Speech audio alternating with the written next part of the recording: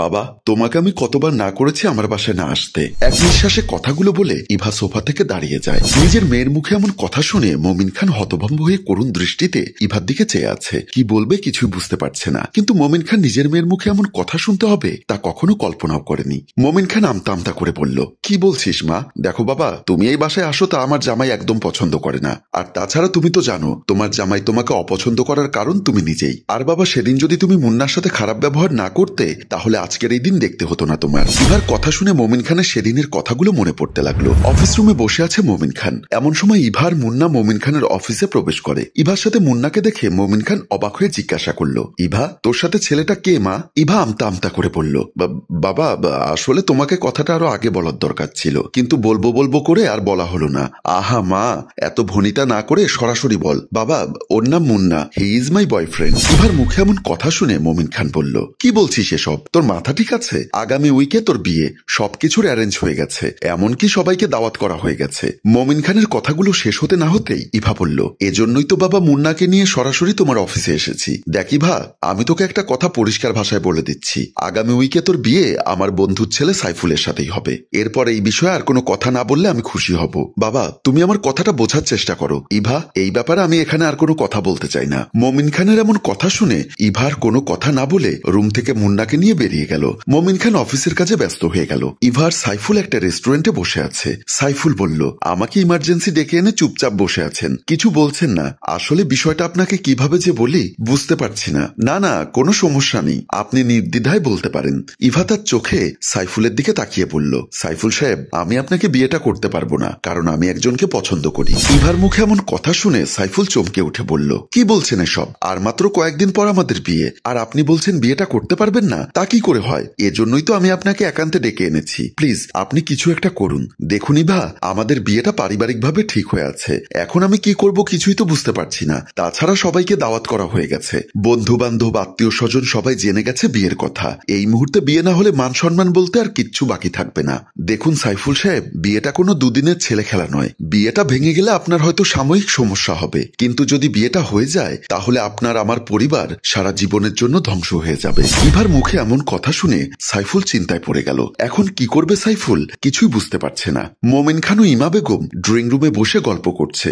মমিন খান বলল, দেখুন বিয়ান সাহেবা, আমার একমাত্র মেয়ের বিয়ে, আমি চাচ্ছি না কোনো কিছুর কমতি থাকুক। ইমা বেগম হাসতে হাসতে বলল, বিয়াই সাহেব, আমার একমাত্র ছেলের বিয়েতে আমি কি চাইবো কোনো কিছুর কমতি হোক? তাহলে তো আর এ ব্যাপারে কোনো কথাই নেই। জামাইকে বলবেন কাল বিকালে আমার অফিসের সামনে চলে আসতে, আমি অফিস শেষ করে একসাথে মার্কেটের দিকে চলে যাব। কি বলেন আপনি? হ্যাঁ বিয়াই সাহেব, যেভাবে ভালো হয় আপনি সেভাবেই করুন। আর তাছাড়া হাতে তো এখন বেশি সময়ও নেই, যা করার এই সপ্তাহের মধ্যেই করতে হবে। তা আপনি ঠিক বলেছেন, আর আমিও চাইছি এই সপ্তাহের মধ্যে সব কাজকাম শেষ করে ফেলতে। ড্রয়িং রুমে বসে মমিন খান আর ইমা বেগম এভাবেই একের পর এক ছেলে মেয়ের বিয়ের প্ল্যানিং করে যাচ্ছে। মুন্না সাইফুল সিঁড়ির রেলিং ধরে দাঁড়িয়ে আছে। সাইফুল বলল, দেখুন মুন্না সাহেব, আমাদের বিয়েটা পারিবারিকভাবে ঠিক হয়েছে। এই মুহূর্তে বিয়েটা ভেঙে গেলে আমি সামাজিকভাবে আমার মান সম্মানটা কোথায় গিয়ে দাঁড়াবে আপনি বুঝতে পারছেন? মুন্না ভেজা ভেজা চোখে বলল, সাইফুল সাহেব, কি করব আমি বলুন? তাছাড়া ইভাকে ছাড়া আমি কোনো কিছু চিন্তা করতে পারছি না। সাইফুল মুন্নার হাত ধরে বলল, আমি আপনাকে 10 লক্ষ টাকা দিচ্ছি, আপনি ইভার জীবন থেকে সরে যান। মুন্না সাইফুলের হাত ঝাটকা দিয়ে সরিয়ে বলল, সাইফুল সাহেব, কি বলছেন এসব? আপনার কি মাথা ঠিক আছে? মুন্না কথা বলছে আর দু চোখ দিয়ে জল গড়িয়ে পড়ছে। মুন্না আবারও বলল, টাকাই কি জীবনের সব? এত টাকা দিয়ে কি করব?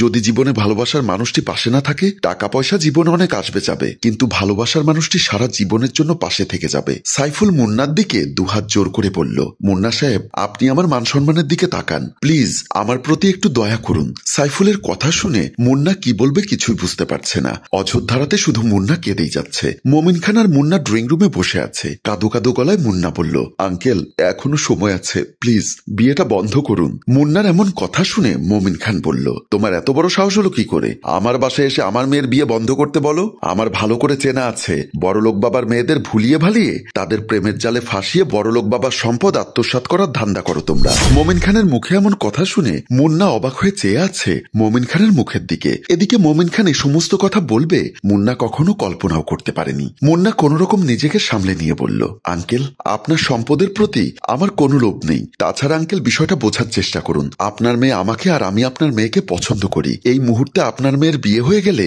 একই সাথে কয়েকটা জীবন নষ্ট হয়ে যাবে। কি হবে না হবে সেটা তোমার কাছ থেকে আমার জানতে হবে না। তুমি এই মুহূর্তে আমার আমার বাসা থেকে বেরিয়ে যাও। আর কখনো কোনোদিন আমার মেয়ের সাথে যোগাযোগ করার চেষ্টা করবে না। আর যদি কোনোদিন আমার বাসার আশেপাশে তোমাকে দেখি তাহলে এর পরিণাম হবে খুবই ভয়াবহ, কথাটা মনে রেখো। মোমিন খানের মুখে এমন কথা শুনে মুন্না আর কিছু না বলে চুপচাপ রুম থেকে বেরিয়ে গেল।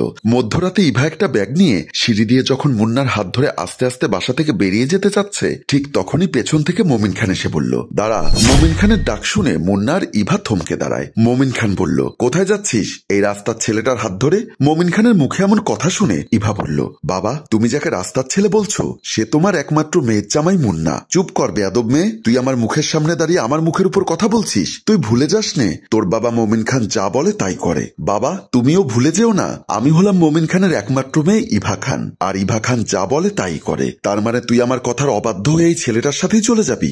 বাবা, তোমার কি কোনো সন্দেহ হচ্ছে? দেখ মা, একবার যদি মোমিন খানের দরজা বন্ধ হয়ে যায় তোর জন্য, তাহলে সারা জীবনেও এই দরজা খোলা হবে না। এখনো সময় আছে, ভালো করে চিন্তা ভাবনা করে ডিসিশন নে মা। মোমিন খানের কথা শুনে ইভা একটা হাসি দিয়ে বলল, বাবা, মুন্নাকে পাওয়ার অপরাধে যদি তোমার প্রাচুর্যের দরজা বন্ধ হয়ে যায়, যাক, তবে আমি বিশ্বাস রাখি উপরেওয়ালা তার বান্দার জন্য আরো 100টা দরজা খুলে দিবে। বলে মুন্নার হাত ধরে ইভা সিঁড়ি বেয়ে বাসা থেকে বের হয়ে গেল।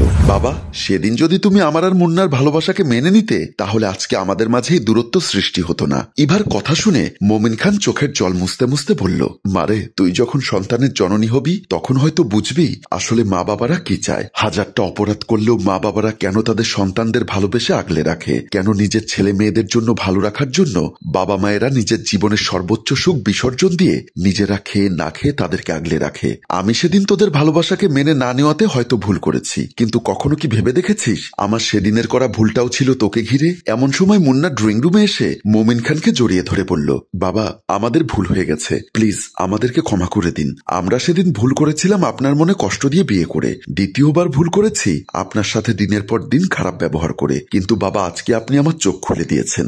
আমরা সবসময় আমাদের জায়গায় দাঁড়িয়ে আমাদের ভালোবাসাটাকেই দেখেছি, কিন্তু কখনো একজন বাবার জায়গায় দাঁড়িয়ে তার মেয়ের প্রতি ভালোবাসাটা দেখিনি। এমন সময় ইভা গিয়ে তার বাবাকে জড়িয়ে ধরে বলল, বাবা, সরি, আমাকে ক্ষমা করে দাও, আমি তোমাকে বুঝতে পারিনি। সম্মানিত ভিউয়ার্স, আমরা সবসময় নিজেদের জায়গা থেকে নিজেদের কথা চিন্তা করি, কখনো নিজেকে অন্যের স্থানে দাঁড় করিয়ে দেখিনি কতটা অন্যায় হচ্ছে তার সাথে। আমাদের গল্পটি যদি ভালো লেগে থাকে তাহলে লাইক, কমেন্ট ও শেয়ার করে আমাদের পাশেই থাকুন। গল্পটির রচনায় মোশাররফ হোসাইন মৃদুল, পরিচালনায় HM কানন, চিত্রগ্রহণ ইপ্তি হুসাইন।